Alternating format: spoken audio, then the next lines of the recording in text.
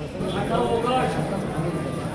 આદિવાસી દિવસના કાર્યક્રમ નિમિત્તે આપ સૌ અહીં પધાર્યા અને આપે અમને અહીં આમંત્રિત કર્યા તે બદલ આપ સૌનો ખૂબ ખૂબ આભાર. 9 ઓગસ્ટ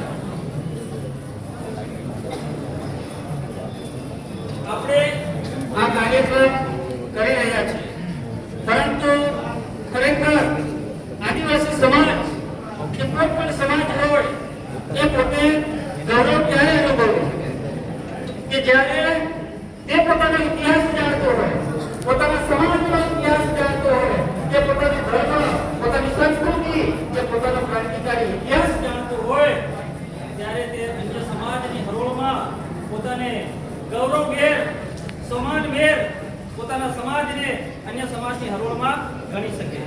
આદિવાસીઓનો એ ઇતિહાસ છે, આપણા બાપ દાદાઓનો એ ઇતિહાસ છે, આપણી સંસ્કૃતિનો પણ એક અનેક વિશેષ ઇતિહાસ છે, એને આપણે જાણવું પડે. આજે 9 ઓગસ્ટ છે એ આપણને શા માટે મળી, કયા સંજોગોમાં મળી અને કેમ મળી, એના વિશે પણ આપણે જાણવું પડે. તો આજે જે આપણી સંસ્કૃતિની વાત આવે છે, એ સંસ્કૃતિની આપણે આપણા રાઇટ્સની અંદર, આપણા સંવૈધાનિક અધિકારોની અંદર પણ આપણી સંસ્કૃતિની વાત આવે છે. જ્યારે 1993 ની અંદર બ્રાઝિલના રિયો ડી જાનેરો શહેરની અંદર દુનિયાના 192 દેશો ભેગા મળે છે અને આ દેશોના વૈજ્ઞાનિકો, એ દેશોના પ્રતિનિધિઓ ભેગા મળે છે અને એક સંશોધન કરે છે કે આ દુનિયાની અંદર જે ગ્લોબલ વોર્મિંગની જે સમસ્યા પેદા થઈ રહી છે એનું કારણ શું? તો આપણે તારણ કાઢ્યું કે આ દુનિયાની અંદર આ જે સમસ્યા પેદા થઈ રહી છે એનું માત્ર ને માત્ર કારણ આદિવાસીની સંસ્કૃતિ ખતમ થઈ ગઈ છે, જેના પરિણામે આ દુનિયા પર સંકટ બંધાઈ ગઈ. તો આ સંકટને સમાપ્ત કરવા માટે શું કરવું જોઈએ? ત્યારે એ દુનિયાના વૈજ્ઞાનિકોએ નક્કી કર્યું કે આ સંકટને જો સમાપ્ત કરવું હોય તો આદિવાસી અને જો આદિવાસીઓની સંસ્કૃતિ બચશે તો આ દુનિયા પણ બચી જશે. તો વિચાર કરો કે આ આદિવાસીઓની સંસ્કૃતિમાં એવી રીતે શું મહાનતા છે કે દુનિયાના દેશોએ, વિશ્વની સંસ્થા યુએનઓએ તેની નોંધ લેવી છે. એક આદિવાસી તરીકે આપણને ગૌરવ થવું જોઈએ કે મારી સંસ્કૃતિમાં એવી રીતે કઈ મહાનતા રહેલી છે કે દુનિયાના દેશોએ એની નોંધ લેવી પડી. તો આદિવાસીઓની એ સંસ્કૃતિ છે એ વિશ્વની મહાન અને કલ્યાણકારી સંસ્કૃતિ. આદિવાસીઓની એ સંસ્કૃતિ છે એ જીવો અને જીવાતોમાં માનવાવાળી સંસ્કૃતિ છે. એ વગર કારણે કોઈનું નુકસાન થતું નથી. એ ચાહે કીડા હોય, મકોડા હોય, જીવ હોય, જંતુ હોય, એડ હોય, પોતા હોય, કોઈ પણ જીવનું વગર કારણે નુકસાન થતું. તો વિચાર કરો, આજે વિશ્વ સંસ્થા પણ આપણી સંસ્કૃતિની નોંધ લેતું હોય ત્યારે એક આદિવાસી તરીકે આપણે ભૂમિ મળવું જોઈએ કે આપણી સંસ્કૃતિમાં આપણે ઝાંકવાને બદલે આપણે અન્ય સંસ્કૃતિનું અનુકરણ કરવા તરફ જઈ રહ્યા છે.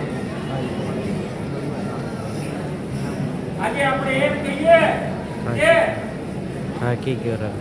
આદિવાસી એ સંસ્કૃતિ એ દુનિયાના તમામ દેશોના, તમામ ધર્મોના બાપ છે. તમામ ધર્મોનો બાપ એ આદિવાસીની સંસ્કૃતિ છે.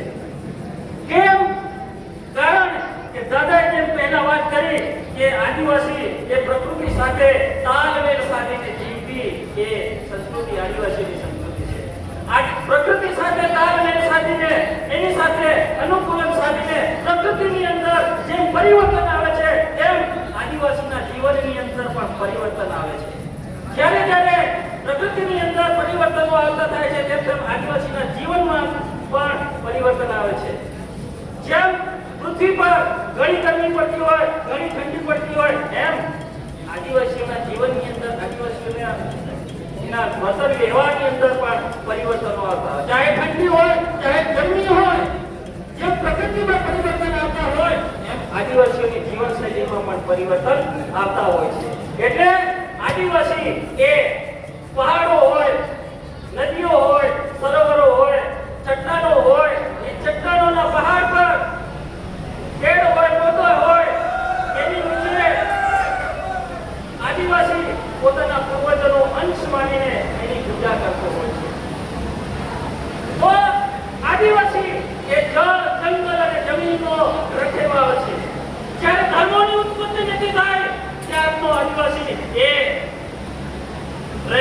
છે, આ જમીન પર, આ ધરતી પર આદિવાસી રહેતો આવ્યો છે.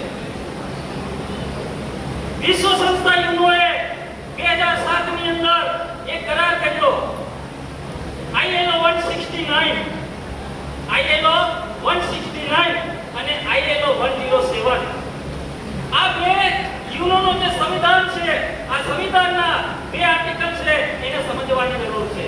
ILO 169 જે આદિવાસીનો ઉત્કર્ષ, આદિવાસીની સંસ્કૃતિ, આદિવાસીની રૂઢિ, આદિવાસીની પરંપરા, એની જાળવણી, એના રક્ષણ માટેના પ્રાવધાન છે. જ્યારે ILO 107 એ આદિવાસીઓને મુખ્ય ધારામાં લાવવા માટેના પ્રયત્નો છે. તો આ જે મુખ્ય બે પ્રાવધાન છે, એમાં ILO 107 પર ભારતની સરકારે હજી સુધી હસ્તાક્ષર કર્યા નથી. વિશ્વના 192 દેશમાંથી અન્ય દેશોએ એમાં સહી કરી દીધી છે, પરંતુ ભારત સરકારે એના પર હજી સુધી સહી કરી નથી. અને ભારતનું જે પ્રતિનિધિ મંડળ છે 2012 ની અંદર યુનોની અંદર જાય છે, અને ભારતનું જે ગૃહ મંત્રાલય છે, ભારતનું વિદેશ મંત્રાલય છે, ત્યાં જવાબ આપે છે અને કહે છે કે ભારતની અંદર કોઈ આદિવાસી રહેતા નથી. ભારતમાં રહેતા તમામ નાગરિકો મૂળ નિવાસીઓ છે, તમામ નાગરિકો ઇન્ડિજિનિયસ પીપલ છે. તો વિચાર કરો કે આપણે કોણ? આ સવાલ દરેક આદિવાસીને થવો જોઈએ કે આપણે કોણ? ILO 107 પર તો સહી કરી નાખી છે. ILO 107 એટલે કે આદિવાસીઓને મુખ્ય ધારામાં લાવવા. મુખ્ય ધારા એટલે પોતાની માનું ધાવણ છોડી બીજાની માનું ધાવણ પીવું, એનું નામ મુખ્ય ધારા.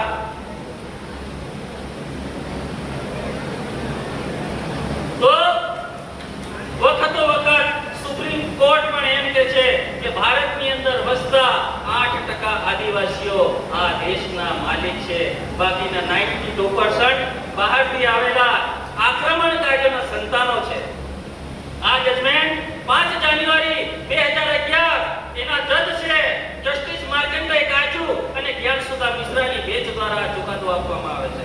અને ભારતની અંદર આ મૂળ નિવાસી, મૂળવાસી, ધૂળમૂળના જે ધણી છે એને કોઈ ગિરિજન કહે છે, કોઈ વનવાસી કહે છે, અને જાણે કયા કયા નામથી સંબોધન કરે છે. અરે ભાઈ, હું એમ કહું છું કે આદિવાસીને આદિવાસી કેમ કહેવા નથી માંગતા? આદિવાસીને એ મૂળવાસી કેમ નથી કહેવા?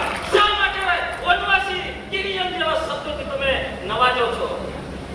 ભારતનું સંવિધાનનું જે નિર્માણ થયું એ નિર્માણની અંદર, સંવિધાન સભાની ડિબેટની અંદર કોઈને ખબર છે કેટલા આદિવાસી પ્રતિનિધિઓ હતા? એમાં માત્ર 7 પ્રતિનિધિઓ હતા.